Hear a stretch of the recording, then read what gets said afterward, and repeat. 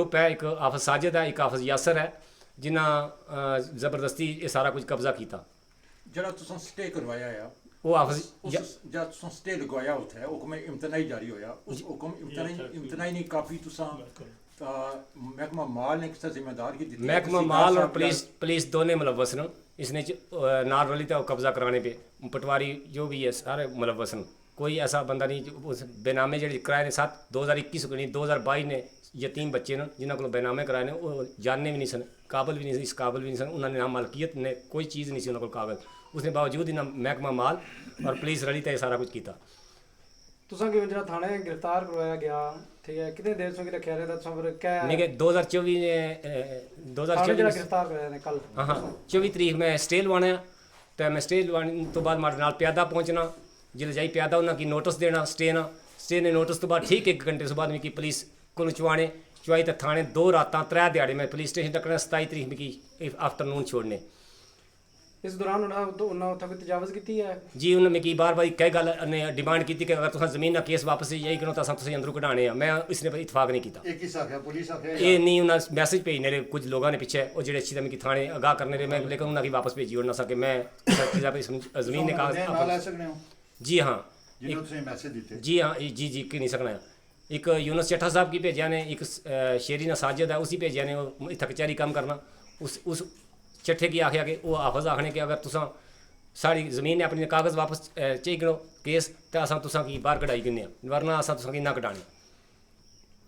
तुसें किस बुनियाद पर डकया ने? मेरे पर इल्ज़ाम लाने चोरी ना, लेकिन मैं तो कदा जिंदगी पूरी चोरी नहीं की क्योंकि मैं पैसे पौंड कमाई जमा नहीं किए अपने ना, तो मैं चोरी कैसे कर सा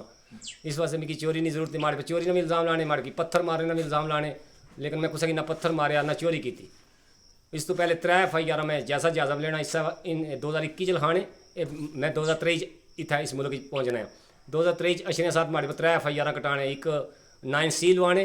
एक चोरी ना पर्चा कराने, एक 1365 पिस्टल माड़े पवाने, 3 पर्चे मैं ऑलरेडी जेल खुरमा तकी दा आया 1 महीना 22 दिहाड़े 15 दिहाड़े रोज़ मैं हवालात कटना है, लेकिन माड़ी सुनवाई को नहीं होनी वो भी माड़े भांजे जिन्हें उतों वकील बई तो मेरे परसों कल तो मिगी बाहर कटवाने 1 महीना 22 दिहाड़े बाद। ये दसो कि तहसील नहीं सतह उपर रिश्वत की गल है सीनियर बंदियां कोल गए हो मीरपुर एडमिनिस्ट्रेशन है मैं इन्हां कोल गए हो कोई मुजफ्फराबाद उस तो जेडे सीनियर जिम्मेदार हैं जी मुजफ्फराबाद तक भी गया है उत्थे मैं अपने पेपर वर्क सेंड करी आया लेकिन अजे तक कोई कार्रवाई नहीं होनी पी इस वास्ते कि मिगी कोई मौका ही दुई बारी जाने ना मिलिया उन्होंने तक पहुँचने का। उस तो पहले मैं इन डकाई तो सारा इमारत तैयार करी ओड़ी तो जिस दिहाड़ा स्टे मैं लवाना है उस दिहाड़ा ये मिगी पुलिस स्टेशन चवाई उन्हें डकाई उन्हें फिर ताकि मैं ना पुलिस की दोबारा यानी कि कुछ पास टुरी ना सका चली ना सका। जी नहीं ये सारा नंबर है 8 कनाल 1 मरले ना 468 नंबर है थैरी वाला जी हाँ मालकी और साड़ी बै खरीदी भी मारे वाल साहब दूसरी कौम को असा जट हाँ राजियां को खरीदी की बै 1957-58 ने कागज वो 2021 बेनामे जैली सारे कोई बनाई तो प्रूफ करने पे कि असा मालिक हाँ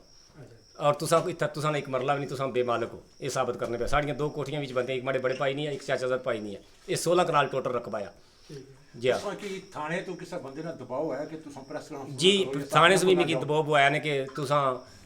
अगर ज़मीन का केस वापस की तो ट्रबल खत्म हो जानी। थाने जो किस आख्या तुसां